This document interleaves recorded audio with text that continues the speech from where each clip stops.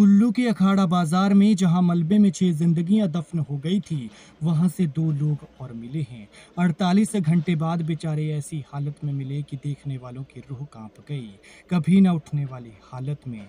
न जाने कैसे इन बेचारों की सांसें थमी होगी कि जब 2 मंजिला बिल्डिंग का हजारों टन मलबा इन पर गिरा होगा तो कैसे घुट घुट कर सांसें निकली होंगी।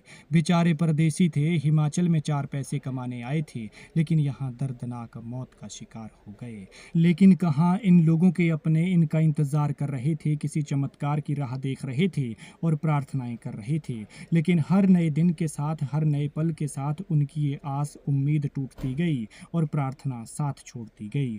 और अब सामने आ रही हैं तो उनके मृत शरीर कभी न उठने वाली हालत में उनके अपने मलबे से बाहर आ रहे हैं, जो शायद उन्होंने कभी सोचा भी नहीं था। लेकिन किस्मत देखिए, सुबह सुबह मस्जिद से नमाज पढ़ के आए थे, फिर यहाँ पर अपने किराए के घर में रुके थे।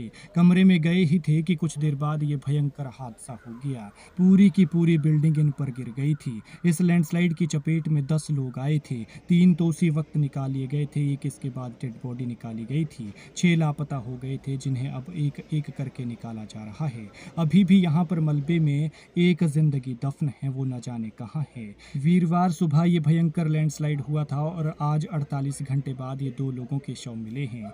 एक जिंदगी अभी भी मलबे में दफन है और दूसरी जगह जहां पर मंगलवार रात 11:30 बजे लैंडस्लाइड हुआ, वहां भी एनडीआरएफ का एक जवान दबा हुआ है। उसके परिवार का बुरा हाल है। वो मनाली के ब्यासर का रहने वाला है। बेटे के इंतजार में बूढ़ी माँ बुरी तरह से तड़प रही है, लेकिन इस कुदरत को रहम नहीं आया। कहर पर कहर ढाई जा रही है। लेकिन दात देनी होगी हमारी हिमाचल पुलिस की, दात देनी होगी कुल्लू पुलिस की और एनडीआरएफ की और कुल्लू प्रशासन की, जो दिन रात यहाँ पर जनता की सेवा में लगे हुए हैं। जिन्हें समस्या हो रही है उन्हें समस्या से निकाल रहे हैं, और जिनके अपने इस आपदा का शिकार हो रहे हैं उन्हें उनके अपनों से मिलवा रही है। लगातार यहाँ पर रेस्क्यू ऑपरेशन चल रहा है और जो 2 लोग मलबे में दफन हैं उन्हें भी निकालने की कोशिश जारी है। लगातार एनडीआरएफ, पुलिस और प्रशासन दिन रात मेहनत कर रहे हैं, दिन रात जनता की सेवा में है। और ये उस भाई का हाल देखिए जो कश्मीर से अपने भाई को ले जाने के लिए आया था, लेकिन यहाँ उसका भाई कभी न उठने वाली हालत में मिला।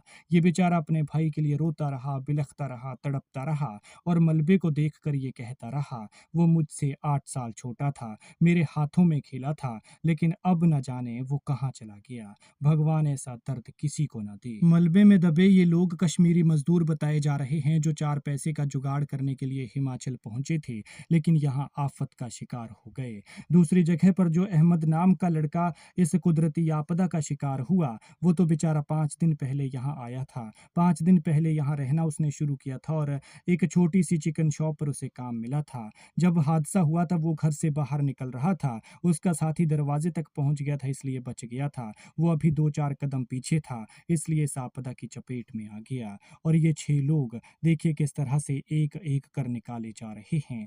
आज सुबह मलबे से 2 लोगों के शव मिले हैं, तो एक अभी भी यहीं पर दफन है।